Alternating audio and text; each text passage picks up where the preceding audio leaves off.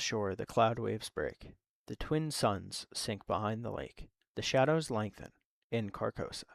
Strange is the night where black stars rise, and strange moons circle through the skies. But stranger still is lost Carcosa. Songs that the Hyades shall sing, where flap the tatters of the king, must die unheard in dim Carcosa. Song of my soul, my voice is dead. Die thou unsung, as tears unshed shall dry and die in lost Carcosa. From Casilda's Song in The King in Yellow, Act 1, Scene 2.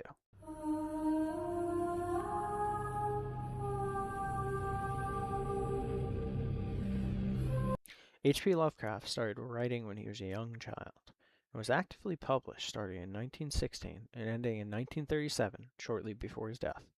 Despite not being particularly popular when he was alive, he has since become a very prolific author. He is known for his tales of horror that involved unknowable monsters, characters being driven insane, and disgusting abominations.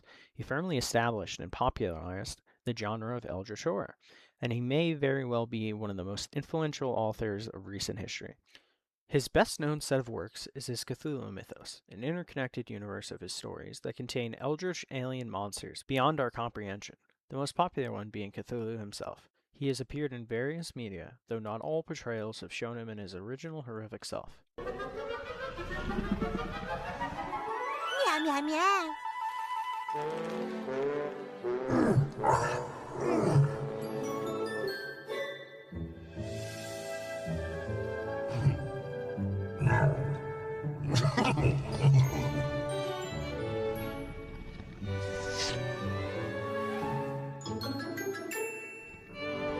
Lovecraft's creations have undoubtedly shaped fiction of the last century in one way or another.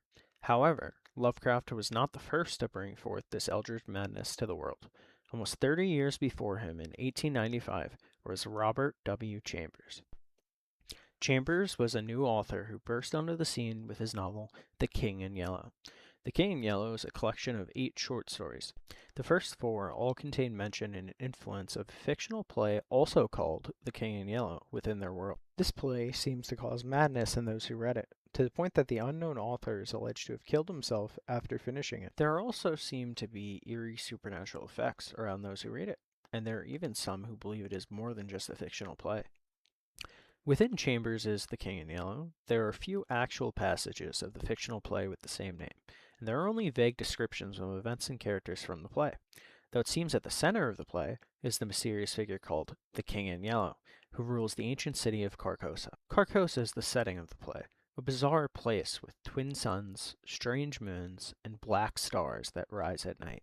Chambers leaves the reader with a distinct lack of information, as we see how the play affects the characters, inevitably leaving the reader just as enticed and wanting to know more about the play as those who seem to be consumed by reading it. After the initial 4 short stories, there are then 2 further supernatural stories that don't mention the play, and finally 2 mundane stories about romance and war at the end. Despite the lack of reference of the play in the latter 4 short stories, there are several references to each story intertwined amongst each other, via either shared characters being mentioned or present, or certain events that are mentioned between them. The horror of this collection is certainly of an eldritch nature, much like Lovecraft. However, there is a distinct difference. Lovecraft sought to evoke fear, madness, and disgust, whereas Chambers focuses on fear, madness, and sorrow. There is an ever-lingering presence of sadness and loss throughout the collection of stories, perhaps intended to make the reader feel the same feeling of longing that many of the characters in the stories feel towards lost Carcosa. Being a new author, Chambers experimented with several genres after creating King in Yellow, though he continued his macabre and supernatural fiction in The Makers of the Moon and The Mystery of Choice. Chambers continued writing until 1933, when he died at the age of 68. Unfortunately, Chambers never returned to the unique eldritch horror he created in The King in Yellow before his death, and has become what he is best known for. Lovecraft himself was greatly inspired by The King in Yellow. He even went so far as to say of Chambers in his essay, Supernatural Horror in Literature, "One cannot help regretting that he did not further develop a vein in which he could so easily have become a recognized master." I find myself wondering as well, what kinds of great works of horror could have been made had Chambers chosen to further pursue this element of his career? But alas, we will never know.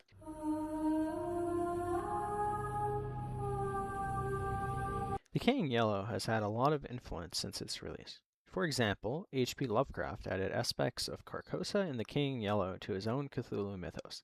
Though they were merely just references, it led to the King in Yellow living on in some part of the Cthulhu mythos.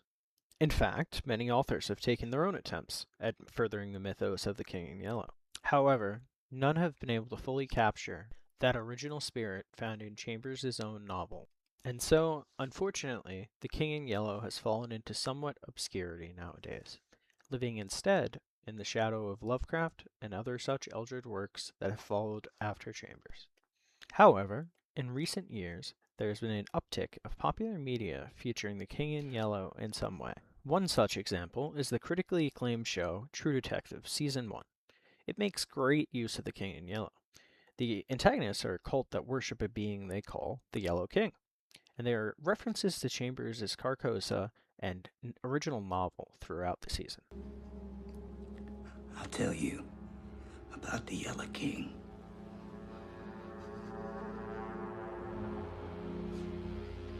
Another such example, similar to True Detective, is the recently released game Saros, released from Housemarque Studios to critical and commercial acclaim.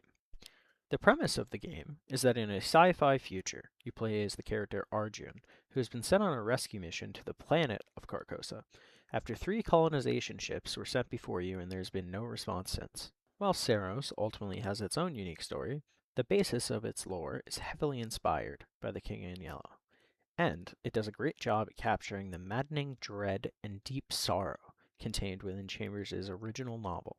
And so, while Chambers and the King in Yellow fell into the shadows of history, all hope is not lost for the Yellow King. Instead, it seems that the King in Yellow is slowly creeping its way back into our media once again. Perhaps the lost Carcosa will be brought forth once more, and the twin suns will sink behind the lake, the strange moons will circle in the skies, and the black stars shall rise. Behind the lake,